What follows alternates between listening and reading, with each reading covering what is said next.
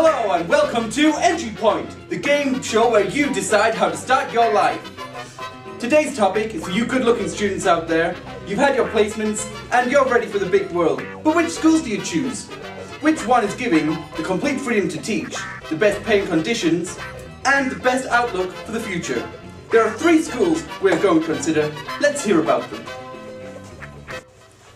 These schools are funded by the government, but the funding amount is controlled by the local authority. However, the school has the freedom to choose what the funding is for. Maintained schools must follow regulations on their employees. For example, all teachers must have QTS. The national pay scales are followed, as well as the national curriculum, which ensures that all the children get a wide range of learning in their primary school years. These schools are also the most common in the United Kingdom. Now we're going to look at academies. The majority of the times, these are previously maintained schools which were considered to be underachieving, or they were outstanding schools which made the transition to enable them to excel even further. The teachers here must have QTS, but they also have the freedom to create their own curriculum, unlike the previously mentioned maintained schools. These academies are legally independent, but they receive the funding directly from the government, as long as they comply with the requirements of the Academies Act 2010. Free schools! These schools are also legally independent and even comply to the Academy Act 2010 in order to receive funding from the government. However, they are completely new schools, and unlike academies, they were made to suit the needs of the community and can be set up by the parents, teachers, businesses, community groups and so on. The teachers and staff employed do not require QTS, and the school determine the pay the teachers receive. They are also free to determine dates, times and our curriculum. Now let's move on with the game show. Hello, welcome to the morning news. In education today, gov's policies, revolutionary or redundant? Our top story, the impact school reform is having on uninformed, newly qualified teachers. Issues such as a new national curriculum, possible extensions to the school day, and changes within the political agenda have caused confusion within the field of newly qualified teachers. In other news, gov is in disagreements with the head of Ofsted. A free school has spent £100,000 on a patented American curriculum, and Justin Bieber is still... Hello and welcome to The Big Question. On today's show we're discussing how the reform affects the choices that NQTs have to face when beginning their careers. In 2010 the coalition government passed the Academies Act, which opened the floodgates for the establishment of several new varieties of primary schools across the country. But what does this mean for the current and soon-to-be NQTs? To discuss this issue, we have assembled a varied panel of guests, representing educational professionals, politicians, teaching unions and protest groups. Mr Gove, at the last general election, the Academies Act was dubbed your flagship policy. To begin our debate, could you please share with us some of your department's thinking behind the move and explain to all the NQTs out there? NQTs need to know that the government believes that schools, not politicians, should control schools and have more power over how they are run. Granting these new schools money directly from the government funds cuts out the middleman, freeing educational institutions from restrictions set under local authority, and giving free schools and academies more autonomy, allowing them to delegate funds and manage themselves to better suit their individual needs and reach their full potential. The coalition government fundamentally believe in giving teachers the freedom they need to teach, which is why new free schools and academies are free to set their own curriculum, hiring policies and pay restrictions. So you're saying, Mr Gove, that because maintained schools are not independent, they have less freedom for their staff? No, let me be clear. The focus for me is the children, not the staff's demand. I want children who are in the primary school at the moment to have the sort of curriculum that children in other countries have, which are doing better than our own. And although maintained schools do have restrictions placed upon them by local authority, they still have flexibility when it comes to how they teach the new national curriculum. That is why it has been shortened to allow personal creative interpretation. NQTs should be taught how to be creative in training, so should know how to adapt the national curriculum. That's fair enough, but I would like to know why in 2013 we saw the introduction of a new national curriculum, the philosophy of which you claim is equality in teaching for all, a set of standards so children learn the same things. Why then is your department's new schools exempt from the very equaliser they established? I've already explained this. We want schools to better themselves. That's that. No reasonable excuse then. Wait, what I want to know is what on earth you were thinking when you decided that 10-hour days would be a good idea for children and staff of maintained schools. Do you not think this will put NQTs off training?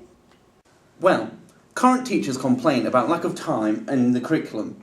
I believe longer days would mean less rushed, less stressful, more relaxed lessons, and it wouldn't detract from the current school freedom agenda.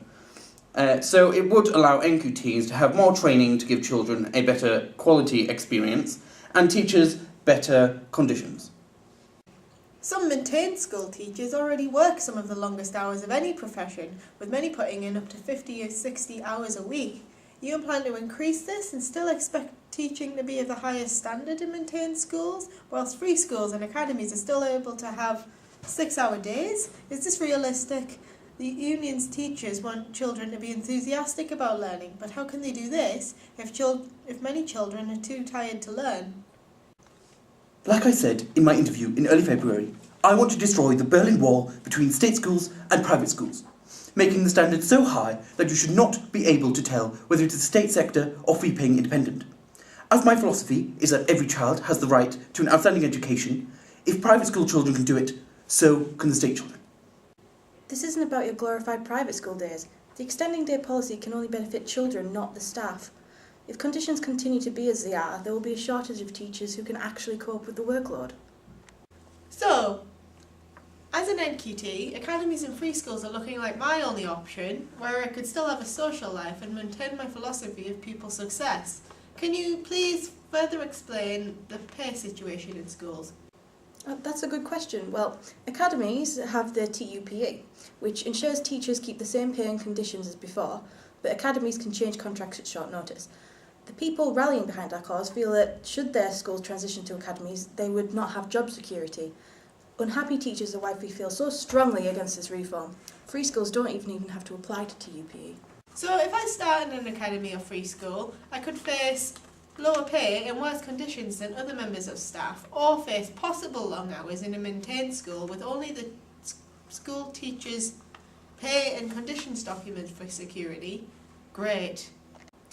I just want to add, the funding schools receive is dependent on meeting the requirements set. As long as they meet these, it is up to them what the money is spent on. Ultimately, we want to raise attainment standards in the UK. A burning issue for NQTs is the uncertainty of the face of education. Many of the changes we discussed are still proposals, such as the 10-hour day. But what happens if these do not come into fruition? Can you all briefly detail your ideologies for the NQTs out there if the Gove's department policies do not make it through Parliament? I'll start. When Labour come back into power, we will press ahead with reforms while ending the Tories' ideological experiment, as there are clear flaws in the system, such as lack of supervision. Labour are in favour of enterprise and innovation, that is our philosophy for education. We will continue the free schools, however they will be run by parents and teachers, be placed only in places that need them, and teachers will have QTS. To improve education, the Labour view is to focus on teacher quality. So we will request teachers are relicensed every 5 years. All of us teaching unions have discussed together, and we will continue to fight for the teachers and the children they teach in order to ensure that our education system does not fail, no matter who is in political power, such as campaigning that state funding should not be given to small groups of individuals that are unaccountable to the local communities. Oh, and I'll continue to watch the course of the education reform and decide my actions accordingly. It is clear that it's continuously changing. However, if my department is still in power, we will open the 102 new free schools that were approved to open in 2014 and beyond, as a result of the evidence that our policies are successful. Plus, I will maintain faith in my department's ideas and push forward with them. Well, that seems to be all we have time for. Thank you very much to my panel. I hope this has been very insightful for all the NQTs out there. Thank you for watching, and goodbye. We've given you details on how the reform will affect freedom of teaching, teaching conditions and pay, and the outlook for the future in all 3 state-funded schools for NQTs. However, there are other aspects and stories that we can't report on due to timing. It's up to you to decide which of these aspects is best for your needs and your future. Bye guys! Bye guys!